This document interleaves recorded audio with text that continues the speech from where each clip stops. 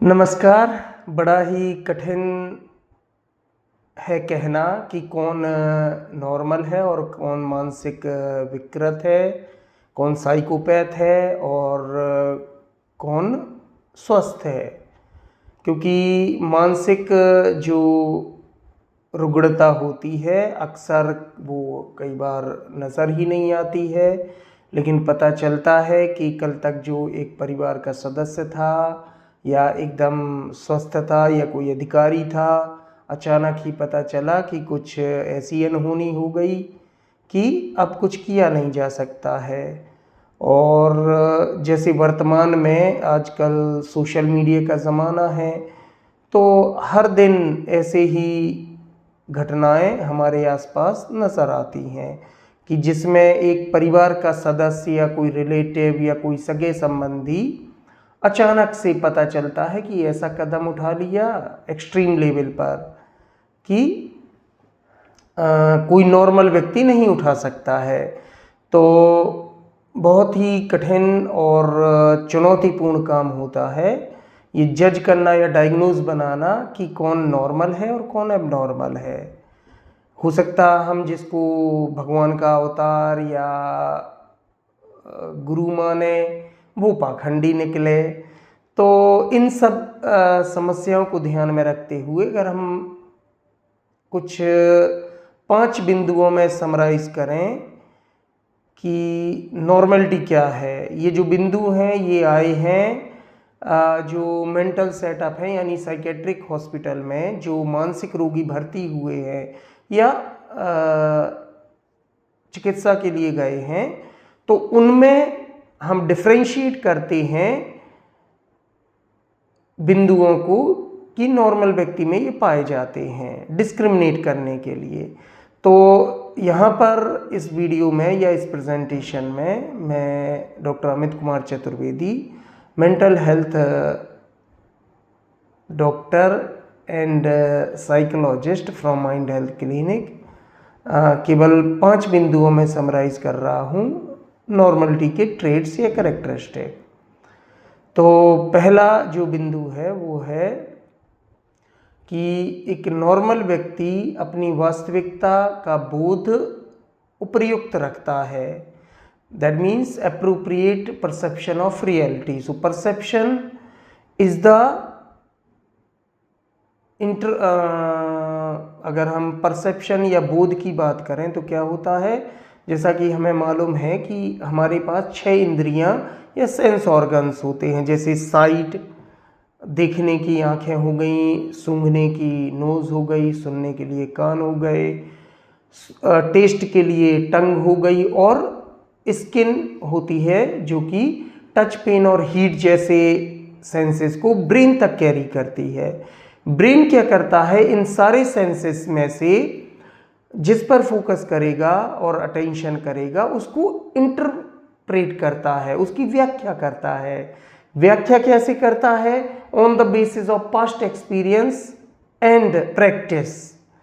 सो जैसे उसकी अभ्यास रहा है या जैसा उसका अनुभव रहा है, उस अनुभव के आधार पर हमारा मस्तिष्क जो स्टिमुलाई डिफरेंट सेंस ऑर्गन से ब्रेन तक पहुंचाए जा रहे हैं, उनमें से जिस पर वो फोकस करेगा केवल उन्हीं को वो इंटरप्रेट कर पाएगा। तो जो परसेप्शन है बहुत ही सिलेक्टिव प्रोसेस होती है। ऐसा नहीं है कि आप एक समय में सारे स्टिमुलाई को या चीज़ों को जो आपके सामने आ रही हैं उनको इंटरप्रेट कर लें या उनकी व्याख्या कर लें। तो केवल एक या दो स्टिमुलाई या एक समय में एक या दो चीज़ों को ही हम व्याख्या कर पाते हैं और उस प्रोसेस को हम परसेप्शन या बोध कहते हैं, उद्दीपक बोध भी कह सकते हैं। ठीक है। तो जो स्वस्थ व्यक्ति है उसे उपयुक्त ज्ञान होता है उसके सराउंडिंग में वास्तविकता का। ठीक है। जैसे फॉर एग्जांपल स्टूडेंट है तो उसकी वास्तविकता यानी उम्र के हर पड़ाव में व्यक्ति जो सीखी हुई चीज़ें हैं या जो अभ्यास करता है उनका साउंड नॉलेज रखता है। ठीक है। जैसे हम डे टू डे लाइफ में देखते हैं, चाहे वो अपने बारे में हो, अपने सगे संबंधियों के बारे में हो, आदतों के बारे में हो, खुद की कमजोरियां और जो स्ट्रेंथ है उनके बारे में हो। उसी तरह से अपने सगे संबंधी, परिवार के सदस्य, पड़ोसियों के बारे में, समाज के बारे में, देश के बारे में जहाँ तक उसकी क्षमता है वो वास्तविकता का ज्ञान रखता है। दूसरी, ये हो गया पहला बिंदु, ठीक है, कि एप्रोप्रिएट परसेप्शन ऑफ रियलिटी। दूसरा बिंदु है जो नॉर्मल व्यक्ति में हो पाया जाता है, एक्सपेक्टेड होता है कि मिलेगा, that is ability to exercise voluntary control over behaviour. तो जो भी वो दिन भर में गतिविधियां, एक्टिविटी करता है, वो ये क्षमता रखता है कि किसी भी गतिविधि या एक्टिविटी को वो कंट्रोल कर सकता है। जैसे फॉर एग्जांपल अक्सर लोग कहते हैं कि इतना पैसा चाहिए कि कुछ भी खरीदने के पहले सोचना ना पड़े, ठीक है। तो ये केवल थिंकिंग या ऐसे विचार ही आपको एबनॉर्मलिटी की ओर ले जाते हैं, क्योंकि नॉर्मलिटी हमें ये सिखाती है अगर आप स्वस्थ हैं या सामान्य मानसिक व्यक्ति हैं तो आप ये ज़रूर सोचेंगे कि हम जो खर्च कर रहे हैं या जिसके लिए ललचा रहे हैं, क्या वो हमारे लिए ज़रूरी है या वो लेना चाहिए, या केवल हम एक ही क्राइटेरिया रखें कि सब ऐसा कर रहे तो हमें करना है, ठीक है। तो अगर कोई नॉर्मल व्यक्ति है तो वो कंट्रोल करता है अपनी डिज़ायर्स को, अपनी इच्छाओं को, ये अभ्यास करता है। ऐसा नहीं कि वो मुंह से कहेगा कि नहीं हम तो कंट्रोल कर सकते, शौक में दारू पीते हैं, जरूरत पड़ी तो छोड़ देंगे, लेकिन ये बोलते बोलते जिंदगी निकाल देते हैं। जबकि स्वस्थ व्यक्ति हर डे टू डे लाइफ में ये प्रैक्टिस करता है, अभ्यास करता है कि आज मान लीजिए उसकी इच्छा हुई कि बहुत टेस्टी खाना खाया जाए, लेकिन वो रोक लेगा। आज इच्छा हुई कि सामने वाले को इम्प्रेस किया जाए, लेकिन वो रोक लेगा कि क्यों हमें झूठी जिंदगी या ऐसे भेष बनाएं कि दूसरे इम्प्रेस हो। नहीं, आप जैसे हैं वैसे ही लोगों को प्रभावित करो, तभी आप रिश्ते भी बना पाओगे। थर्ड पॉइंट है सेल्फ एस्टीम एंड एक्सेप्टेंस। स्वस्थ व्यक्ति अपने आप को वो जैसा है, जिस आर्थिक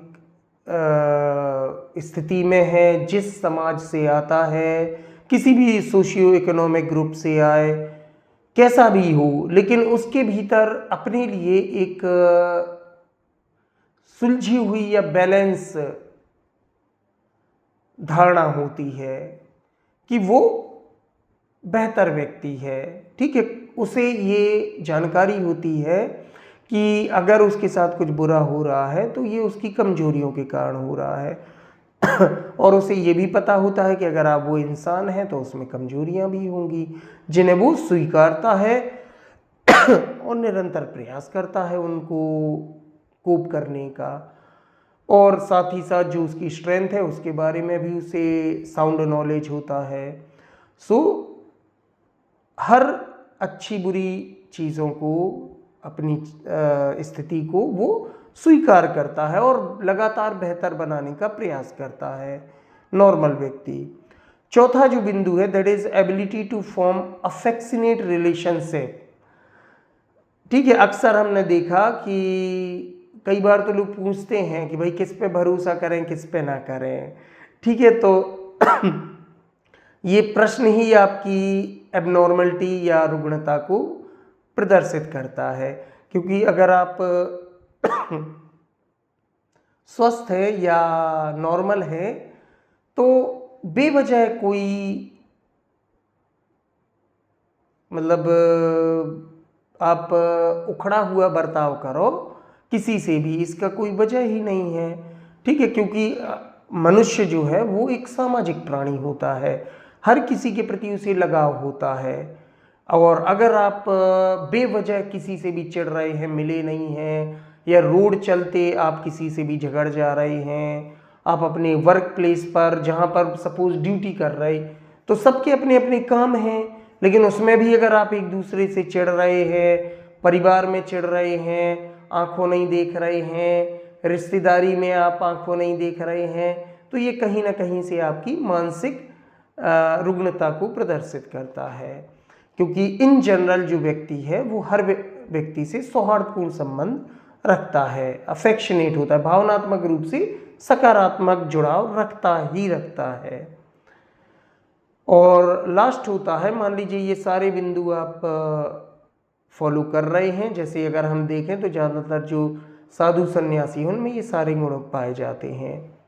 लेकिन इसके बाद जो इम्पोर्टेंट होता है कि कोई बाबा है या वास्तव में साधु संत है, ये निर्भर करता है उसकी प्रोडक्टिविटी पर, कि वह मान लीजिए सबसे पहले अपने लिए, फिर अपने परिवार के लिए, फिर अपने रिश्ते नातों के लिए, फिर अपने समाज के लिए, अड़ोसियों पड़ोसियों के लिए, फिर उसके साथ ही दायरा बढ़ता चला जाता है। तो इनके लिए आपकी क्या भूमिका है? या मान लीजिए आप नौकरी कर रहे हैं, आप व्यवसाय कर रहे हैं, आप अध्ययन कर रहे हैं, तो उनमें आप कितने प्रोडक्टिव हैं? अक्सर ही देखा है कि बच्चे स्कूल कॉलेज हफ्तों या महीनों नहीं जाते हैं, और जब उनसे पूछो कि भाई तुम स्टूडेंट हो और अपने संस्था में क्यों नहीं जा रहे हो, तो उनके पास एक से एक एक्सक्यूज़ रहते कि पढ़ाई नहीं हो रही, हम तो यूपीएससी की तैयारी कर रहे, हम तो मेडिकल की तैयारी कर रहे, हम तो इंजीनियर की तैयारी कर रहे।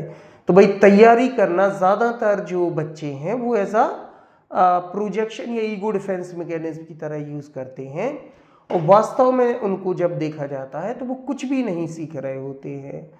ठीक है, क्योंकि ना वो संस्था जा रहे, ना वो घर में कुछ कर रहे, और ना ही केवल कोचिंग के नाम पर खुद को और अपने परिवार को गुमराह करते हैं। तो उनका आउटपुट ज़ीरो है। वो पहले भी 12वीं पास या 10वीं पास हैं, और वो कोचिंग में 3 साल 4 साल या जितना भी खपाएं, या लेकिन वो कहलाएंगे 12th पास ही, या जो भी है 10वीं पास या बीए पास। ठीक है, तो इसी तरह नौकरी में है, मान लीजिए सरकारी नौकरी लग गई, अब वो केवल एक बात कह रहे हैं कि हम इतना कमाते हैं या प्राइवेट में इतना कमाते हैं। तो आपको ये जज करना होगा अपने बारे में, अपने सगे संबंधियों के बारे में, कि वो काम कर रहे हैं कि नहीं, इज ही और सी प्रोडक्टिव और नॉट। ठीक है, चाहे वो बिजनेस में हो, किसी भी फील्ड में हो, उद्यमी हो, व्यापार कर रहे हो, किसान हो, मजदूर हो। ठीक है, तो आप अगर कोई प्रोडक्टिविटी कर रहे हैं then you are normal, otherwise नहीं कहा जाएगा कि आप नॉर्मल हैं।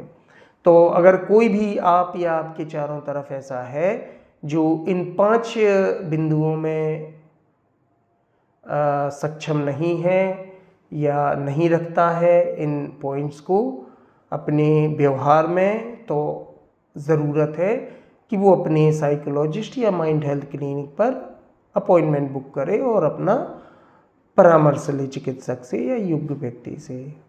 आज के लिए इतना ही, धन्यवाद।